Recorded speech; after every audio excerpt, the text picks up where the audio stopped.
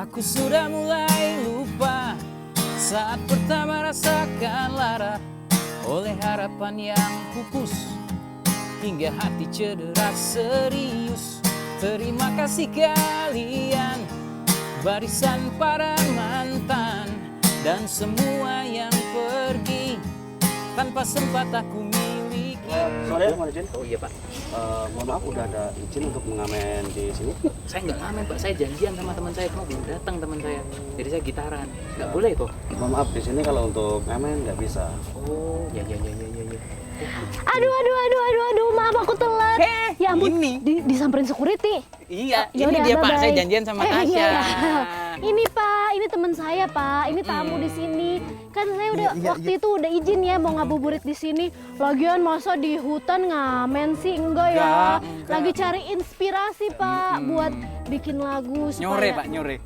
lagi nyore nyari inspirasi supaya dapat ilham dari keindahan alam. Iya. Nggak apa-apa ya Pak ya, ini kan kita mau Makasih Pak. ngabuburit di hutan nih Sobat Hijau. Mari saya antar untuk ke lokasinya. Wah, kita langsung diantar nih Mas. Makasih loh Pak, dari ditegur jadi diantar. Iya. Maaf. Iya, Ini sama-sama Pak, mohon maaf Mas juga. Indra Prasta adalah vokalis dari The Rain. Lagunya keren-keren loh Pak. Yuk kalau gitu Yuk, kita mari. langsung aja ke sana.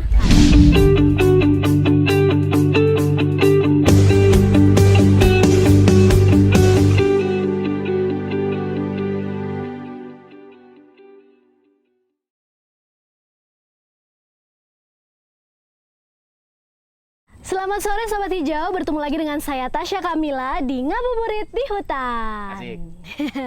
Alhamdulillah ya, kita sekarang sudah puasa memasuki hari ke-16.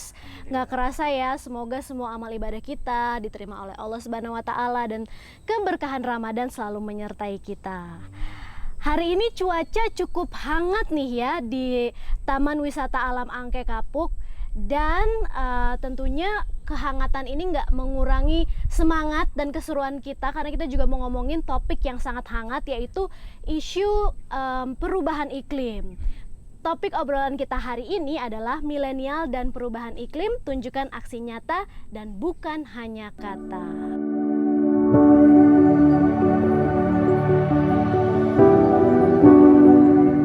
Kalau tadi aku udah sempat memperkenalkan Mas Indra Prasta, beliau adalah vokalis dari The Rain. Nah, kita juga kehadiran narasumber yang merupakan perwakilan dari Kementerian Lingkungan Hidup dan Kehutanan dan ahlinya nih kalau kita mau ngebahas soal perubahan iklim. Ada Mbak Yulia. Hai Tasya. Hai Mbak, apa kabar? Baik, selalu baik. Semoga sehat-sehat ya. Oke, Sobat Hijau semua, kan kita mau ngomongin perubahan iklim nih ya. Sobat Hijau udah tahu belum sih apa itu emisi gas rumah kaca? Eits, kita bukan mau ngomongin band, kalau itu efek rumah kaca ya. Di sini adanya The Rain, bukan itu. Tapi kita pengen tahu nih, apa sih hubungannya emisi gas rumah kaca dengan perubahan iklim dan bagaimana sih dampak perubahan iklim di kehidupan kita sehari-hari. Untuk itu, simak dulu yuk tayangan berikut ini.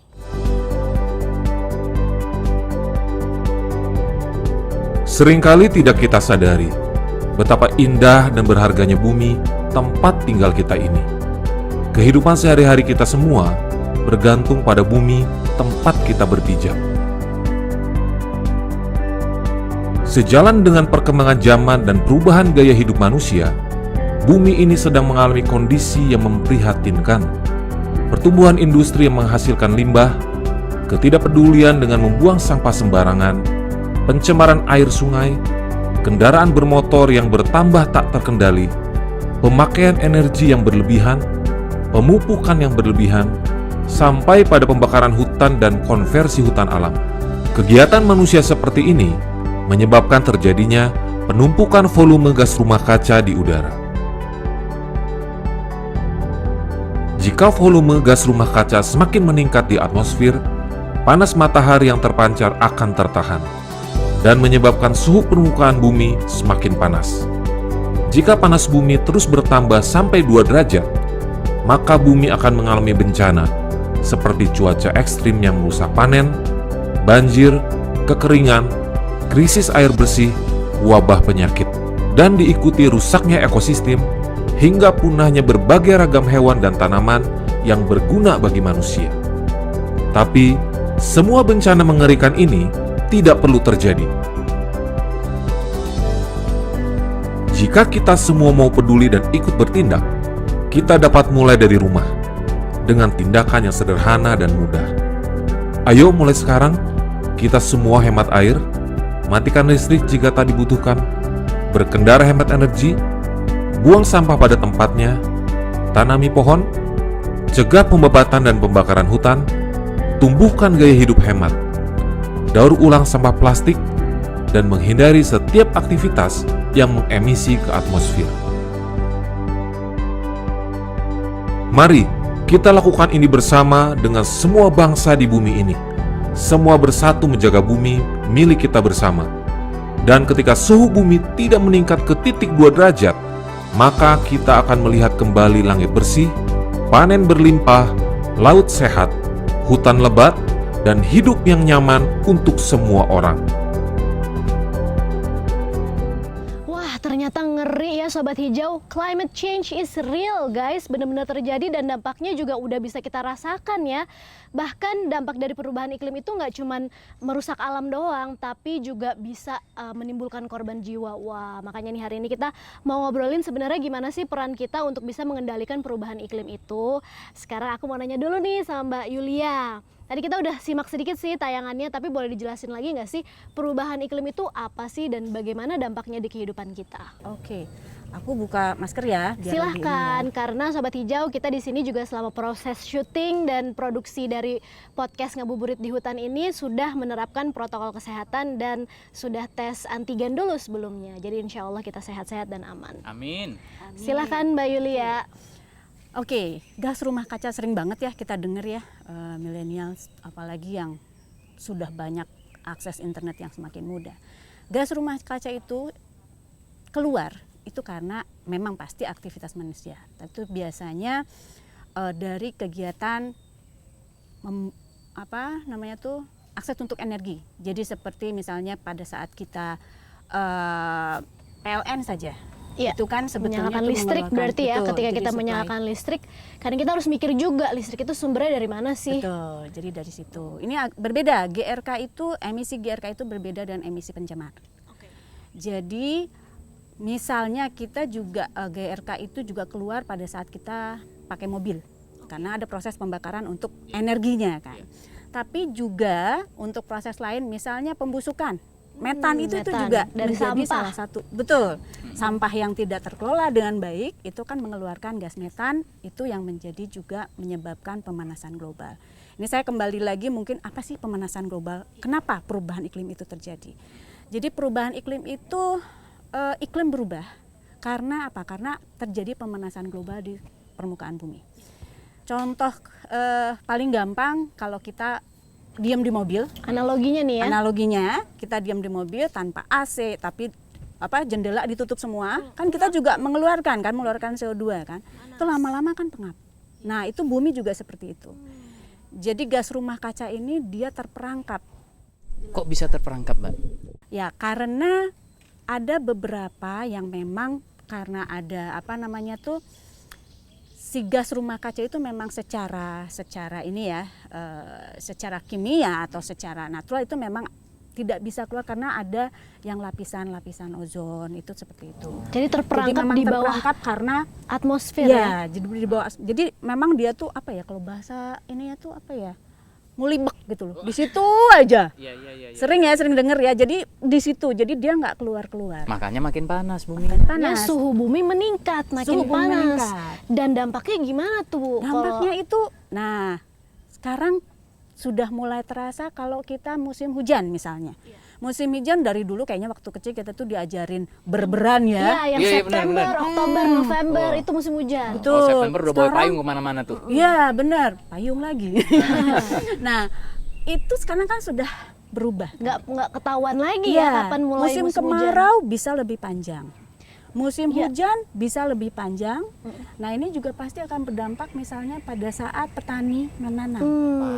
Jadi panennya juga. Petani yang harusnya misalnya di bulan sekian itu harusnya nanam, tapi karena nggak hujan-hujan ya panen juga gagal. Betul. Kemudian juga apalagi kemarau itu kan mempengaruhi juga air ya, Ya, ketersediaan kekeringan. air, Kering. betul, kekeringan Terus berkepanjangan. Itu belum udah lagi mulai terasa. sekalinya hujan intensitasnya tinggi Besar, banget, jadi betul. banjir ya kan, Betul. dan begitu panas banget kemarau yang berkepanjangan. Jadi istilahnya cuacanya jadi ekstrim ya Betul. semenjak ada pemanasan global ataupun perubahan iklim ini. Wah, ngeri juga ya Sobat Hijau. Tapi tadi kita udah sempat menerima informasi ya, berarti yang harus diperhatikan adalah kegiatan-kegiatan yang menghasilkan atau kegiatan yang menghasilkan energi gitu ya. Penggunaan dan menghasilkan energi kayak misalkan ketika kita menyalakan listrik ataupun ketika kita berkendara, dan juga karena proses pembusukan gitu, seperti tadi sampah yang tidak dikelola dengan baik, itu semua berkontribusi ke pemanasan global atau perubahan iklim. Aku sekarang pengen tanya nih ke Mas Indra. Mas Indra tuh hebat loh, selain penyanyi, pencipta lagu, ternyata Mas Indra ini juga rimbawan muda. Wah, suka Gini main ya, ke hutan? Dulu saya kuliahnya Fakultas Kehutanan. Dan Keren. belajar teknologi hasil hutan waktu itu tepatnya. Tapi dari kecil dulu tinggal di Provinsi Riau, di Pekanbaru tepatnya. Sama kayak suami aku dong Oh, berarti. Iya. Nah, dari dulu sering banget ngelihat efek langsung dari kebakaran hutan. Dan pengen tahu lebih banyak tentang itu, akhirnya belajar dan semakin kemari semakin sadar bahwa kebakaran hutan itu salah satu yang penyumbang terbesar bagi perubahan iklim, bagi emisi gasnya. Benar ya Mbak Ilya ya? Karena setiap ada hutan yang dibakar itu karbon yang terlepas itu besar sekali. Betul. Gitu.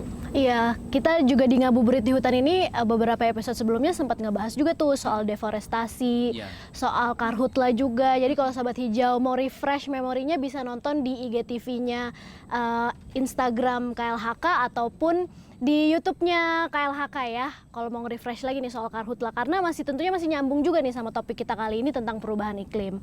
Jadi kalau dampak-dampak perubahan iklim yang Mas Indra udah sadari terjadi di sekitar kita, kira-kira apa tuh?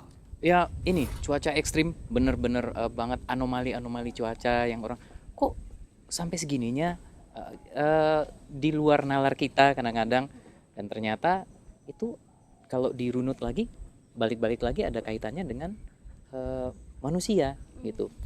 Contoh sederhana aja, waktu awal pandemi kemarin gimana rame di mana-mana orang bilang langitnya lebih bersih. Iya, betul banget. Airnya di beberapa negara gitu ada yang bilang di sungainya yang tadinya biasanya keruh jadi jernih. Itu berarti manusia memang berkontribusi sangat besar bagi lingkungan dan dalam hal ini bagi iklim. Betul. Jadi apa yang kita lakukan memang terasa ya dampaknya ya. Iya. Dan ini semua tuh nyata gitu, karena Nyata. banyak juga gitu ya teman-teman aku yang masih kayak oh itu cuma textbook doang, itu teori doang. Enggak, ini tuh benar-benar nyata gitu ya. Kita bisa rasakan dampak dari perubahan iklim, dan itu semua karena perilaku kita sendiri. Betul. Dulu waktu sekolah ini Mbak Il taunya istilahnya dulu kan masih global warming ya, belum climate change, belum krisis iklim gitu. Nah, waktu itu yang ada di bayangan saya adalah ini mah buat masa depan anak cucuku nanti gitu. Tapi ternyata ini sudah kita alami sekarang. Nah, ini yang banyak teman-teman belum sadar memang. Ngerasa ini masih jauh, masih long way to go padahal udah kejadian. Bukan mau nakut-nakutin Sobat Hijau sih, tapi Mbak Yulia boleh kasih tahu nggak sih kira-kira udah separah atau mungkin sebagus apa gitu kira-kira laju perubahan iklim yang terjadi di dunia gitu. Oke. Contohnya adalah Puncak Jayawijaya. Ya. Jayawijaya itu kita punya dari data ya, kembali kalau misalnya perubahan iklim kan harus melihat ke belakang. Jayawijaya itu sampai tahun 70-an, 90 even, itu masih terselimuti salju abadi, saat itu disebutnya. Nah di tahun 2000-an, akhir 2000-an, awal 2000-an, itu sudah mulai terlihat ternyata lebar tutupan saljunya itu berkurang. Ekstrim lagi adalah di daerah Argentina. Argentina itu ada bagian yang kayak kutub ya. Ada kutub yang dingin yang esnya itu ada. Nah, dia tuh sampai karena panas, dia itu kan panasnya itu kan global ya. Jadi dia kan akan mempengaruhi, dia meleleh dan itu jatuh. Satu apa namanya itu? Satu bongkahan itu tuh lama-lama tuh menipis dan memang jatuh. Itu juga akan berpengaruh pada ke hati, keanekaragaman hayati. Mungkin nanti akan ada ya kita bicara ke hati. Udah juga sempat. Nah itu kan kayak polar bear ya. Beruang kutub itu kan iya yang imut-imut gitu ya, itu ada ikonnya tuh yang goyang-goyang. Nah itu tuh akan semakin terancam karena dia kan pakai panas kan, habitatnya dia juga hilang, itu juga berpengaruh pada yang namanya ketersediaan makanan dia.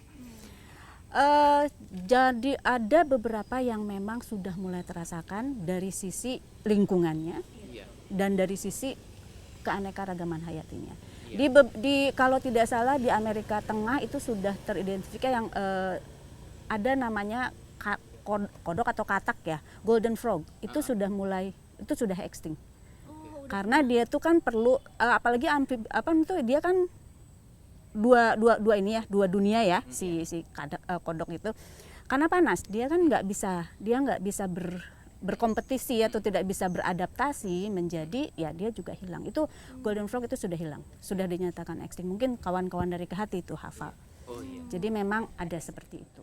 Dan yang lebih dekat dengan kita lagi kayak di Jakarta sendiri misalnya, di daerah-daerah pesisir gitu, mungkin ada teman-teman yang pernah lihat juga liputannya di mana terjadi permukaan tanah turun, garis pantai juga air lautnya meninggi, masyarakat harus ninggiin lagi, jadi tinggiin lagi dan itu bukti nyata bahwa serem banget ya, jangan sampai daerah tempat tinggal kita atau pulau-pulau di Indonesia banyak yang hilang nih gara-gara permukaan air laut udah mulai meningkat gitu kan. Oke, berikutnya aku pengen tanya, tadi kan kita udah tahu berarti ya apa nih yang sedang terjadi di dunia ya, nggak cuma di Indonesia doang loh. Kalau kita bicara soal perubahan iklim, itu terjadinya di seluruh dunia gitu kan.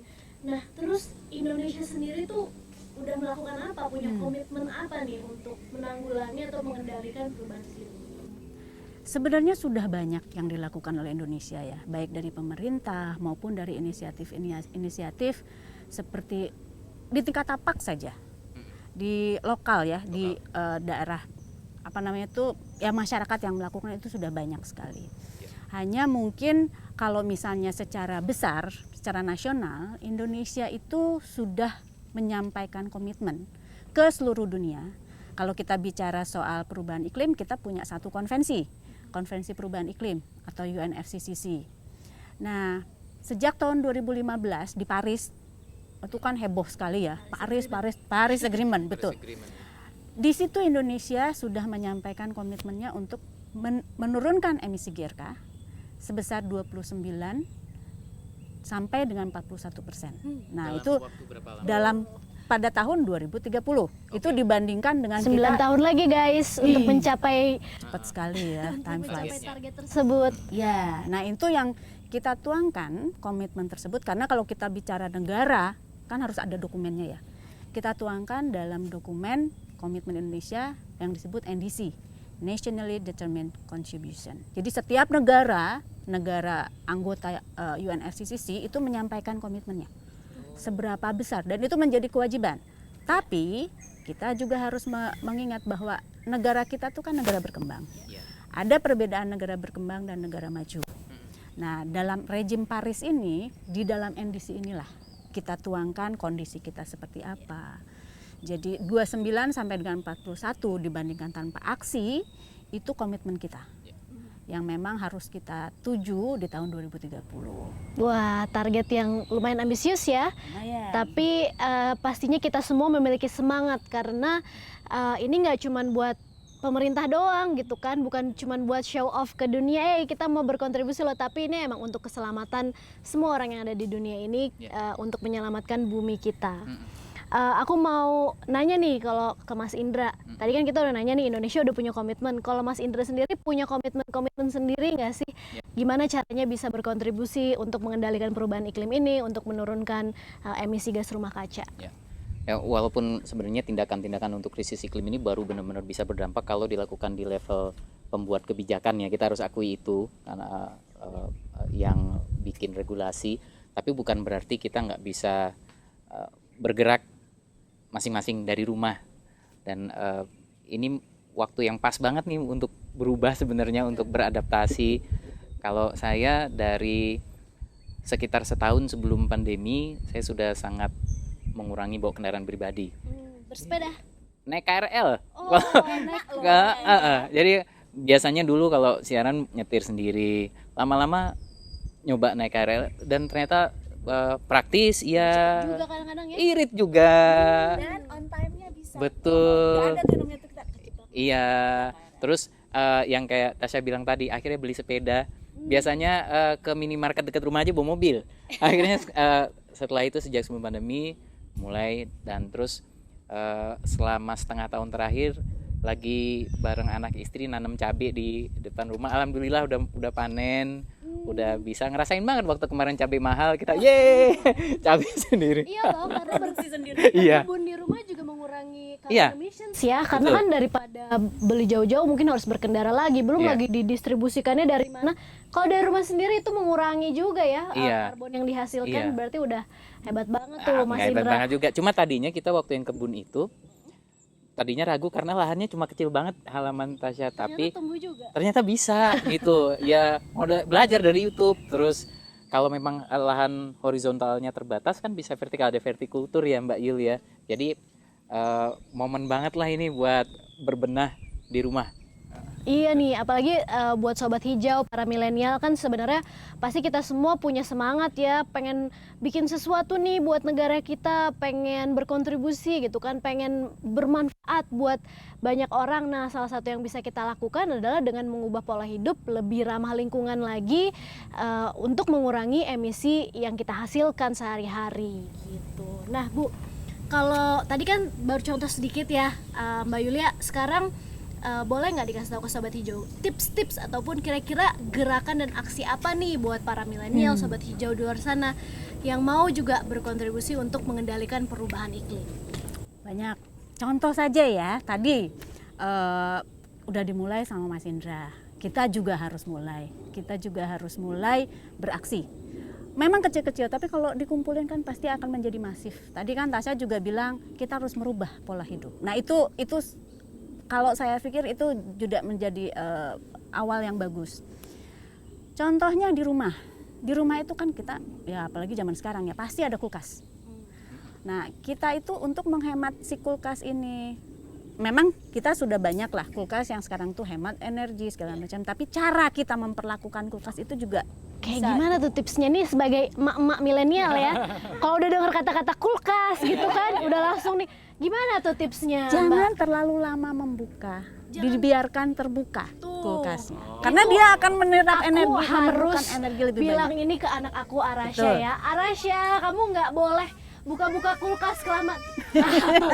Dengar nggak sobat hijau? Langsung diprotes. Langsung, Ya. langsung ada suaranya kan. Karena nikmat banget buka kulkas itu, Iya tuh, karena cuma kita ngelihat aja, ada ya, tutup lagi. Kadang-kadang kalau kita lagi nggak fokus juga ya buka kulkas. Ini gue mau ngapain ya? Iya itu. Mau ngambil apa ya? Iya. Nah dikurang-kurangin tuh sobat hijau ya, yang kayak gitu buka kulkas jangan kelamaan, harus ditutup kembali. Kemudian apa lagi nih Mbak? Ganti lampu hemat energi. Oke, itu LED penting ya? banget. LED misalnya. Bisa. Nah.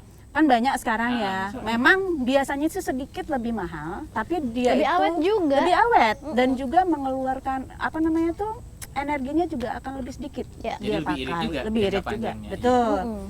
Kemudian ya tadi naik sepeda kalau daerah-daerah deket ya. Mm-mm. Sehat juga kan. Mm-mm. Terus carpooling. Oh, nebeng. Satu, iya, itu nebeng ya. Iya. Ini ininya apa tuh istilah kerennya carpooling. Iya, iya. Nebeng. Ini tadi juga carpooling, nebeng. Iya, iya. Nah itu juga, jadi sebetulnya itu kan mengurangi apa namanya tuh kita menggunakan kendaraan satu orang satu, itu juga. Kemudian milenial yang punya mobil pribadi sendiri itu harus rajin ke bengkel. Karena apa? Bukan apa-apa, kalau kita rajin ke bengkel, dia kan akan memeriksa efisiensi si mesin. Kalau nggak diservis dengan bagus, dia kan pembakarannya juga kan tidak akan Emisinya lebih banyak. emisinya lebih banyak. Jadi seperti itu yang kita sehari-hari ya. Terus apa ya? Sampah gimana tuh? Nah sampah itu Itu juga kan juga kita menghasilkan metan tuh ya Bu ya, Betul. Mbak. Tadi Bu terus ya Mbak. Pak gue muka tua ya. Nah kalau misalnya sampah kita bisa mulai kan dari dulu ya, pisahkan sampah 3R. Ini apa namanya tuh? Ya apa namanya tuh? Pisahkan organik dan non organik. Ya. Nah itu juga kan bisa mengurangi beban pada saat misalnya tuh TPA Bantar Gebang atau apapun, itu mengurangi beban mereka untuk mengolahnya. Jadi itu juga akan mengurangi gas metan yang memang keluar. Tapi bukan berarti sampah dibakar kan Mbak ya? Jangan. Masih sampai sekarang masih banyak. Jangan sobat hijau, jangan dibakar ya Jangan sampah. bakar sampah. Nih aku juga punya tips nih. Jadi kalau misalkan di rumah udah dipilah, kadang-kadang tuh banyak sobat hijau ataupun netizen aku ya, yang followers aku, Kak kalau dipilah gimana? Nanti juga dikumpulin lagi, dijadiin satu lagi, terus ditaruh di TPA ditumpuk lagi gitu kan. Nah kalau tips dari aku, sampah yang organik bisa kita kompos sendiri di rumah. Jadi udah kita pilah, kemudian kita kompos. Sampah yang anorganik nih gimana nih supaya nggak berakhir di TPA? Teman-teman mungkin bisa serahkan ke bank sampah yang ada di sekitar rumah kalian, ataupun serahkan ke lembaga fasilitas pengelolaan sampah gitu kan. Jadi sekarang udah ada app-nya juga tuh kalau mau dijemput sampah-sampah anorganiknya kayak botol plastik, kemudian juga kaleng, botol kaca, itu tinggal kita pilah nanti diangkut. Atau bisa janjian juga kali ya sama pemulung yang ada di sekitar rumah gitu ya untuk diangkut, misalkan dibikin jadwal sehingga sampah itu tuh nggak berakhir di TPA tapi langsung diolah gitu. Oke. Keren banget, ternyata memang dari obrolan kita Sobat Hijau juga jadi sadar kan ya bahwa banyak banget langkah dan juga perubahan yang bisa kita lakukan untuk mengendalikan perubahan iklim. Sebenarnya kalau dipikir-pikir kita itu tuh bukan mau menyelamatkan bumi ya, tapi kita itu mau menyelamatkan diri kita sendiri. Karena we don't need to save the earth can survive on its own, but we want to save the humanity. Kita tuh mau menyelamatkan diri kita sendiri karena cuman ada satu planet yang sampai hingga saat ini nih bisa dihuni gitu. Betul. Bumi ini kita lah yang satu-satunya bisa dihuni, jadi harus kita jaga dengan sebaik-baiknya. Nah Sobat Hijau, untuk lebih tahu apa aja sih upaya-upaya pengendalian perubahan iklim yang sudah dilakukan oleh pemerintah Indonesia, kita simak yuk penjelasan langsung dari Menteri Lingkungan Hidup dan Kehutanan Ibu Siti Nurbaya. Assalamualaikum, selamat sore, terima kasih Mbak Tasya. Selamat sore kaum muda Indonesia yang saya cintai. Kita bicara tentang perubahan iklim, dan sebetulnya ini kalau internasional dan juga kita itu sudah mulai membicarakan tentang ini di tahun 90-90an gitu kira-kira. Dan pada tahun 2007 juga Indonesia menjadi penyelenggara untuk konvensi perubahan iklim. Kemarin terakhir kita mendengar ada leader summit untuk climate. Jadi bagaimana para pemimpin di dunia diajak kembali berpikir keras tentang upaya untuk menurunkan kenaikan suhu bumi untuk lebih sedikit dari 2 derajat atau sedapat-dapatnya 1,5 derajat Celcius. Anak-anak yang saya cintai, ini karena umurnya pada muda-muda nih ya, saya panggilnya anak-anak aja deh, generasi muda Indonesia yang saya cintai, perubahan iklim itu memang menjadi penting untuk negara-negara tropis seperti kita dan juga untuk terutama negara-negara kepulauan ya. Akibatnya juga kawan-kawan sudah tahu sendiri, anak-anak juga tahu, kita semua tahu, ada kenaikan muka air laut, ada banjir rob. Kemudian di Jakarta juga suka kerasa sangat panas gitu tiba-tiba dan sebagainya. Kita juga sebetulnya BMKG juga mengikuti monitoring kenaikan suhu selama 100 tahun, itu juga ada datanya. Saya sedang minta untuk seluruh Indonesia, data yang ada baru untuk Jakarta. Apa yang penting sebetulnya dari perubahan iklim ini, kita punya target yang namanya National Determined Contribution atau NDC, yaitu 29% apabila kita pakai anggaran kita sendiri untuk mengatasi perubahan iklim ini, atau bisa mencapai 41% apabila kita melakukan kerjasama dengan internasional. Ada 2 caranya, yaitu dengan cara memitigasi, melakukan penurunan untuk pemakaian barang-barang, bahan-bahan, dan juga kegiatan-kegiatan yang mengeluarkan emisi gas rumah kaca. Emisi gas rumah kaca itu bisa sulfur, nitrogen, dan juga karbon. Tetapi secara umum diukurnya dengan CO2, itu ke udara aja. Kenapa dia masuk ke atmosfer, lalu di atmosfer membentuk lubang ozon, kemudian terjadilah pemanasan di bumi. Itu ceritanya secara teori. Nah, 29% dan 41%, oke lah. Sekarang dia setiap tahun itu berfluktuasi cara kita mencapai penurunannya. Kalau di Indonesia biasanya yang paling banyak dari kebakaran hutan, dan itu sudah bisa kita atasi. Di episode yang lalu kita sudah bicara juga tentang deforestasi dan kebakaran hutan. Dan kalau kita lihat datanya di 2020 ini 48 juta ton kira-kira, di sebelumnya di 2019 sampai dengan 600 juta ton.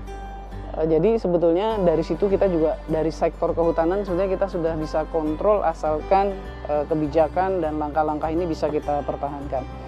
Apa yang bisa kita lakukan dari NDC yang 29 sampai 41% itu kira-kira kalau 29 itu 17% dari hutan, kemudian 17% lebih ya dari hutan, kemudian 11% dari energi, dan sisanya itu adalah bahan-bahan transport, industri dan lain-lain, sampah juga termasuk. Kemudian kalau di angkanya 41 maka dari hutannya kira-kira 23%. Kemudian 17% kira-kira dari energi, dan 1%-nya itu dari itu tadi transport, dari industri, dari sampah dan lain-lain. Lalu bagaimana caranya kita dalam kehidupan sehari-hari kita membantu untuk mengurangi emisi karbon itu? Banyak caranya. Yang pasti sih kalau yang mitigasi itu ya, kita mengurangi pemakaian bahan bakar minyak dan minyak ya, fossil fuel kita biasa nyebutnya, atau juga bertahap kita mengurangi batu bara. Kita ganti misalnya dengan biodiesel, kita ganti dengan biomasa dan lain-lain, bahkan juga sangat mungkin ke perspektif nuklir dan lain-lain. Nah, itu namanya mitigasi. Ada lagi yang namanya kita sebut adaptasi, itu dari keseharian kondisi kita. Jadi untuk memitigasi juga kita berikan, misalnya lakukan penanaman pohon yang sebanyak-banyaknya, pagar hidup, tanaman hidup, kemudian kurangi pemakaian AC, kurangi pemakaian listrik. Misalnya jangan lupa kalau kontaknya di komputer itu kan suka nggak dimati-matiin, ya nggak dicabut ya, kalau dimati itu juga mesti ditarik, karena kalau nggak kan terus tuh arusnya berjalan terus gitu ya. Terus lampu-lampu juga kita tukar dengan yang hemat energi.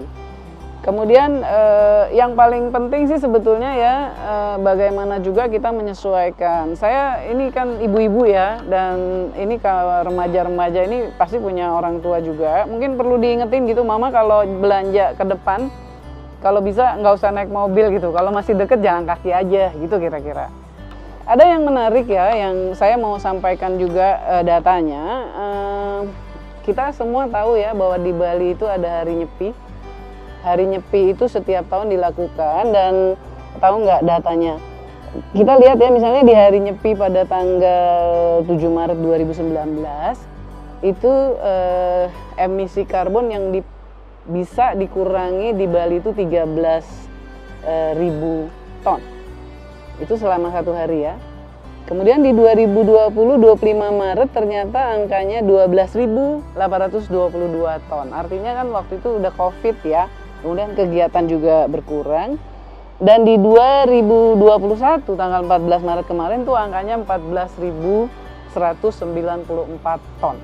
Jadi artinya emisi gas rumah kaca atau karbon itu ada korelasinya dengan gaya hidup kita juga. Jadi kita perlu untuk melakukan penyesuaian. Di jalan juga misalnya kita kan suka driving ya, itu ada yang namanya eco drive. Jadi cara nyupir itu juga ada. Misalnya seperti apa gitu ya, caranya bergeraknya dan lain-lain, sehingga pakai minyaknya atau pakai bahan bakarnya juga jadi hemat. Jadi dan juga misalnya kita harus ngatur ya untuk tidak selalu mesinnya menyala juga selama parkir. Kadang-kadang kita perlu AC, jadi mesinnya dinyalain terus aja gitu ya. Nah, kemudian perlu servis kendaraan secara teratur misalnya. Juga perlu juga mengatur keseimbangan antara tekanan ban, karena antara gravitasi sama akselerasi ya itu bisa diseimbangkan sehingga bisa dicapai jarak tertentu dengan penggunaan misalnya 1 liter bensin dan sebagainya. Kemudian disarankan juga kendaraan itu bisalah diistirahatkan misalnya 2 hari seminggu gitu.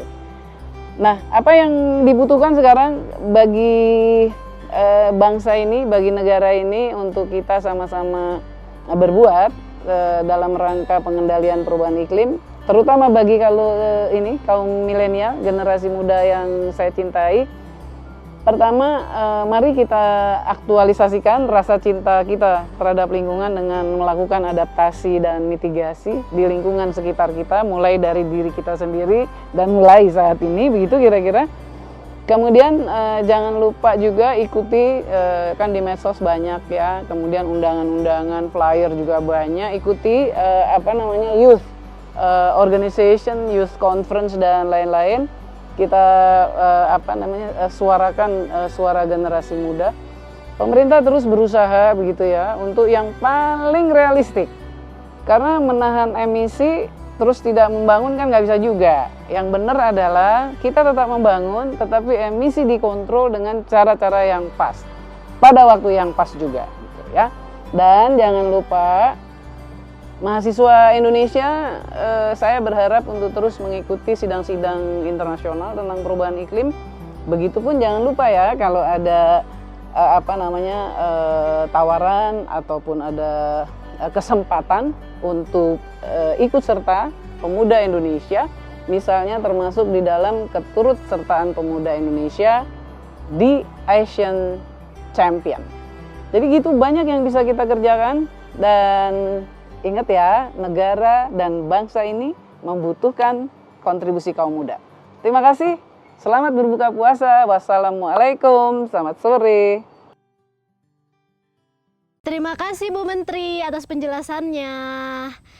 Mbak Yulia dan Mas Indra, ada nggak sih pesan-pesan yang mau disampaikan ke Sobat Hijau supaya ayo sama-sama kita ubah gaya hidup supaya lebih ramah lingkungan? Silahkan. Ya sebenarnya bukan pesan sih ya. Cuman begini, millennials itu kan banyak memberikan pengaruh, apalagi nanti kan mereka yang akan menjadi pemeran utama bagaimana kita mengelola bumi, mengelola diri sendiri ya. Kalau tadi Tasya bilang kan kita menyelamatkan diri sendiri. Nah, banyak sekali forum-forum youth muda itu baik di lingkungan nasional maupun regional, di ASEAN misalnya, dan juga di UNFCCC itu tuh ada memang representatif dari youth, dan mereka itu biasanya menyuarakan apa sih maunya mereka, concernnya mereka, karena balik lagi bumi ini angkatan-angkatan kita nanti juga kan akan menyingkir, natural selection ya, jadi nanti mereka yang akan maju. Nah itu bisa disuarakan. Dan memang selama ini banyak sekali forum-forum, platform-platform untuk yang kawan-kawan milenial ini juga bisa beraksi nyata. Jadi tadi tidak hanya kata-kata tapi aksi nyata. Itu banyak sekali, apalagi kalau misalnya kita lihat di ini ya, YouTube ya, banyak sekali kan. Oke, ini pengelolaan mangrove ternyata banyak juga anak muda yang memang punya inisiatif sendiri.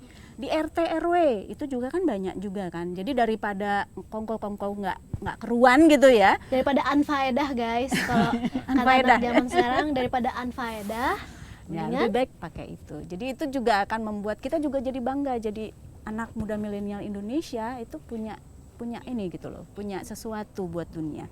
Kemarin ada di perwakilan youth anak muda Indonesia. Tuh bener banget tuh. Jadi buat Sobat Hijau milenial semua, tunjukkan aksi nyata, bukan cuma kata. Pakai platform kalian buat yang faedah ya, yang berfaedah. Jangan cuma gibah doang di sosial media, tapi gunakan untuk networking juga. Ikut ke komunitas, forum-forum, dan juga organisasi pemuda yang bisa bikin kita bersuara untuk nge-push juga nih pembuat kebijakan supaya bisa lebih ramah lingkungan. Sekarang Mas Indra, ada yang mau disampaikan nggak ke Sobat Hijau? Ya, kita nggak harus jadi aktivis lingkungan untuk hidup lebih ramah lingkungan. Jadi nggak harus sempurna, mulai dari hal-hal sekecil mungkin yang rasa-rasanya seringan mungkin, tidak membebani, pelan-pelan mudah-mudahan akan lebih mudah untuk hidup lebih ramah lingkungan lagi. Setuju banget Mas Indra. Pokoknya Sobat Hijau percaya deh, apa yang kita lakukan itu akan berdampak pada lingkungan di sekitar kita. Langkah kecil kita, aksi sederhana kita jika dilakukan bersama maka dampaknya akan besar. Untuk itu kita sebagai anak muda nih khususnya harus bisa menentukan langkah apa, aksi apa yang mau kita tunjukkan, yang mau kita lakukan, dan dampak apa yang mau kita berikan kepada lingkungan kita.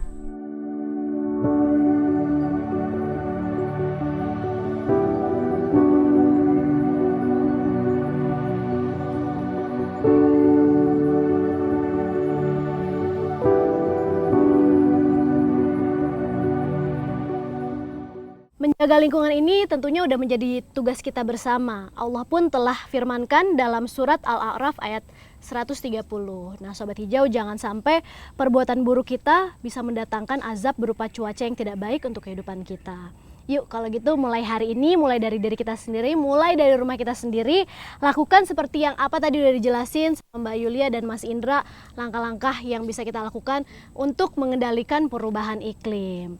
Tentunya aku mau mengucapkan terima kasih buat Mbak Yulia yang sudah bergabung dan juga untuk Mas Indra yang sudah meluangkan waktu berbagi pengalaman, berbagi cerita dan juga berbagi ilmu kepada Sobat Hijau semuanya. Dan tentunya terima kasih Sobat Hijau sudah bergabung di Ngabuburit di Hutan. Ini sebentar lagi kita udah waktunya berbuka puasa nih Mbak ya. Kalau gitu kita semua pamit dan inilah persembahan. Ada persembahan. Betul. Persembahan dari Mas Indra Prasta. Sobat Hijau, lestarikan lingkungan dan hutan Indonesia. Sampai ketemu di Ngabuburit di Hutan berikutnya. Sesali hanya membuatku semakin terlatih. Begini rasanya terlatih patah hati, hadapi getirnya, terlatih disakiti. Yuk bertepuk sebelah tangan. Nggak pernah? Tinggalkan alasan sombong, terluka itu pasti, tapi kita tetap bernyanyi.